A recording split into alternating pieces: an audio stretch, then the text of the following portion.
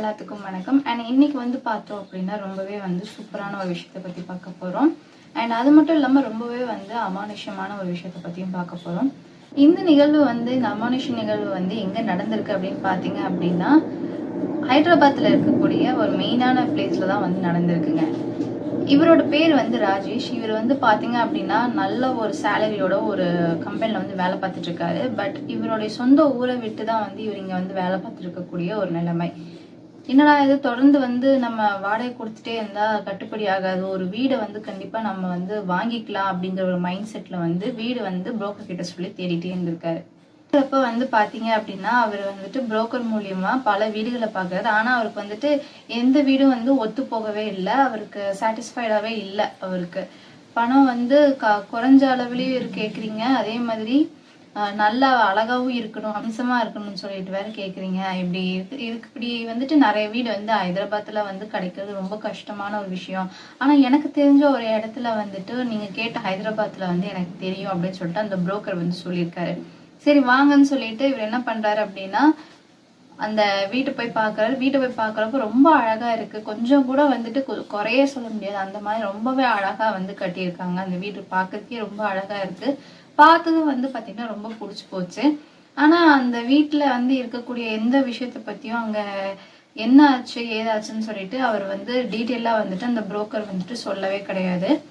அப்படி வந்து பாத்தீங்க அப்படின்னா இந்த புரோக்கர் கிட்ட வந்து அவர் கேட்டிருக்காரு, இந்த ரேட் எவ்வளவு வரும் அப்படின்னா நீங்க சொன்னீங்க இல்லையா அந்த பிரைஸ்லயே வந்து முடிச்சு கொடுத்துக்கலாங்க, அது ஒன்றும் பிரச்சனை இல்லை அப்படின்னு சொன்னதும் இவரு ஒரு விதமான டவுட் வருது. என்னங்க இவ்வளவு அழகான ஒரு இடம், வீடு எல்லாம் இருக்கு, இவ்வளவு பெரிய வீடை வந்துட்டு நான் கேட்குற ஒரு ருபீஸ்க்கு வந்துட்டு எப்படி வந்து ஈஸியா கொடுக்க முடியும் அப்படின்னு சொல்லிட்டு வந்து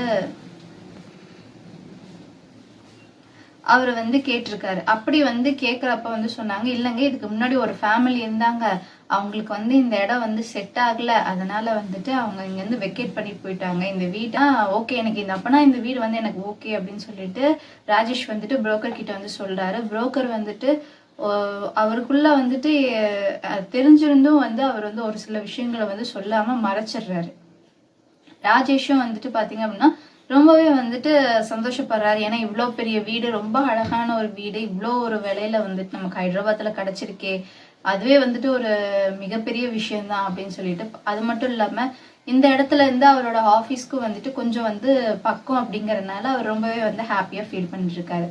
அப்படி இருக்கிறப்ப வந்து பாத்தீங்கன்னா அவர் வந்து அன்னைக்கே வந்துட்டு என்ன பண்றாரு, டீல்லாம் பேசி அக்ரிமெண்ட்லாம் முடிச்சு அவருடைய கைக்கு அந்த பத்திரம் எல்லாம் வாங்கிட்டு அவங்க என்ன பண்றாங்க அப்படின்னா அவருடைய பொருள் எல்லாத்தையுமே வந்துட்டு வந்து எடுத்துட்டு என்ன பண்றாரு அப்படின்னா கொண்டு வந்து அந்த வீட்டுல வந்து இறக்கி வைக்கிறாங்க. ஸோ இறக்கி வச்சுட்டு வண்டியெல்லாம் லாரியெல்லாம் போனதுக்கு அப்புறம் இவர் என்ன பண்றாரு, அவருடைய மெயின் கேட்டை வந்து பூட்டிட்டு, ஏன்னா அது வந்துட்டு ஒரு நைட் டைம் ஆயிருது, ஒரு பெரிய ப்ராசஸை வந்து முடிச்சுட்டு அந்த வீட்டுக்கு போகணுங்கிறப்போ லேட் ஆகும் இல்லையா.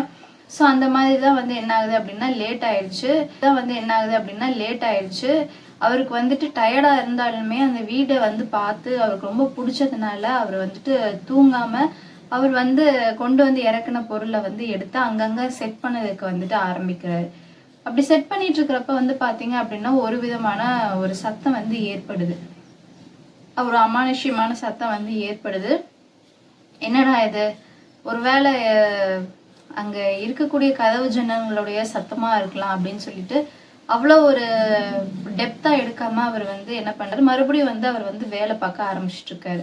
ஸோ அப்படி வேலை பார்க்க ஆரம்பிச்சதுக்கு அப்புறம் கொஞ்சம் கொஞ்சமா வந்து பாத்தீங்க அப்படின்னா ராஜேஷ்க்கு வந்துட்டு ஒரு விதமான பண்ண ஆரம்பிக்கிறாரு. அது மட்டும் இல்லாம அந்த வீட்டுல வந்து பாத்தீங்க அப்படின்னா ஒரு விதமான ஒரு அமானுஷ்யமா ஒரு ஒரு பயங்கரமான ஒரு குரல் ஒருத்தவங்க வந்து பேசினாங்கன்னா எப்படி இருக்கும், ஒரு முணுமுணுப்பு வந்து இருந்துச்சுன்னா எப்படி இருக்குமோ அந்த மாதிரியான சவுண்ட் வந்து கேட்க ஆரம்பிச்சிருக்கு. இதை கேட்ட ராஜேஷ்க்கு வந்துட்டு ரொம்ப ஷாக் ஆயிடுச்சு. அவர் என்ன பண்றாரு, அந்த ரூம் அவர் அரேஞ்ச் பண்ணிட்டு இருந்த அந்த ரூமை விட்டு வெளியே வந்து யாராச்சும் இருக்கீங்களா அப்படின்னு சொல்லிட்டு கேட்குறாரு. இல்லை அப்படிங்கிற மாதிரியா ரொம்ப ஒரு அமைதியான ஒரு நிலைமை. அதுக்கப்புறம் அந்த அவருடைய குரலுக்கு அப்புறம் எந்த ஒரு பதில் குரலும் வந்து வரல. ஆனாலும் வந்து பாத்தீங்கன்னா மறுபடியும் அவர் ரூமுக்கு வந்து அரேஞ்ச் பண்ண ஆரம்பிக்கும் கொஞ்ச நேரத்துக்கு அப்புறம் மறுபடியும் அந்த அமானுஷ்யமான ஒரு குரல் வந்துட்டு பயங்கரமான ஒரு வெயிட்டான ஒரு குரல் இருந்துச்சுன்னா எப்படி இருக்கும், அந்த மாதிரி வந்துட்டு ரொம்ப வந்து டெரரான அந்த குரல் வந்துட்டு கேக்குது.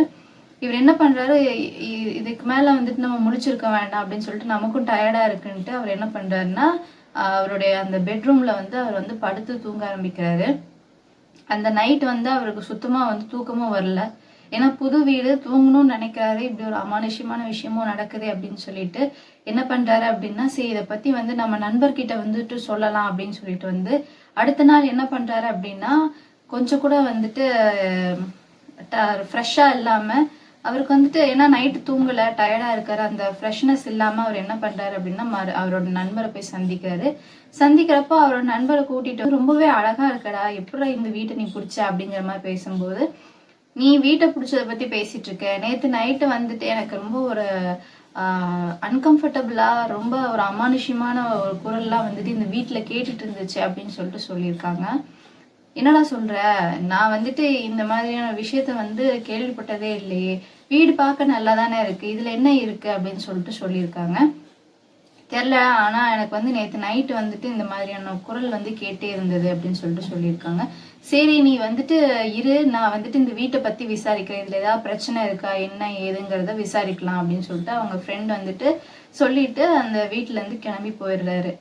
அடுத்த நாள் காலையில வந்து என்ன, அந்த அந்த நாள் நைட் வந்து என்ன ஆகுதுன்னு பாத்தீங்க அப்படின்னா, இவருடைய பேரை வந்து அந்த ஒரு விஷயம் வந்து அந்த ஒரு அமானுஷ்யமான அந்த வாய்ஸ் வந்துட்டு மறுபடியும் கேட்க ஆரம்பிக்குது. இவருக்கு வந்து பயமும் வருது. அதனால என்ன பண்றாரு அப்படின்னா, தன்னோட பேரை வந்துட்டு அந்த ஒரு அமானுஷ்யமான அந்த பேய் வந்துட்டு சொல்ல ஆரம்பிக்குது.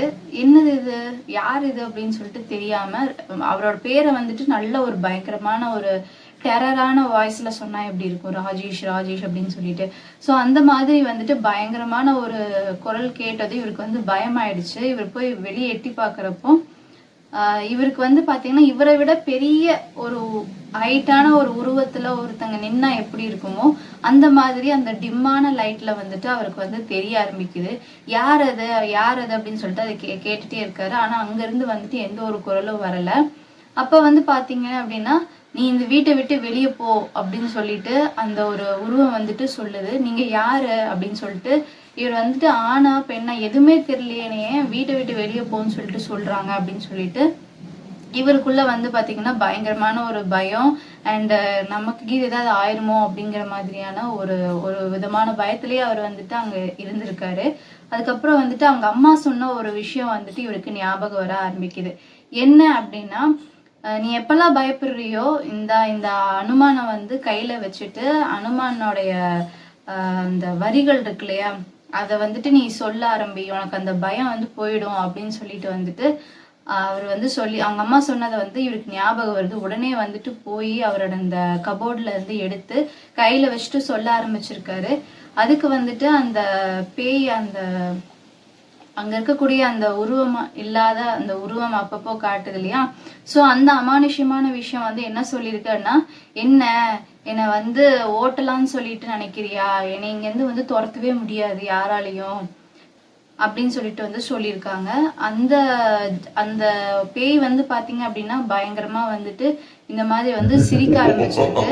நீ என்ன வாசிச்சாலும் சரி, அமானுஷ்யமான விஷயத்த நீ என்னை விரட்டணும்னு சொல்லிட்டு நீ அனுமானோடது அப்புறம் வந்துட்டு பகவத்கீதை இந்த மாதிரி நீ எதை வாசிச்சாலும் சரி, நான் வந்துட்டு இங்க இருந்து போவே மாட்டேன் அப்படின்னு சொல்லிட்டு வந்து சொல்லியிருக்காங்க. நீ தான் இந்த இடத்த விட்டு போகணும், இமீடியட்டா போ அப்படின்னு சொல்லிட்டு வந்துட்டு பயங்கரமான ஒரு குரல்ல வந்து சொல்லியிருக்கு.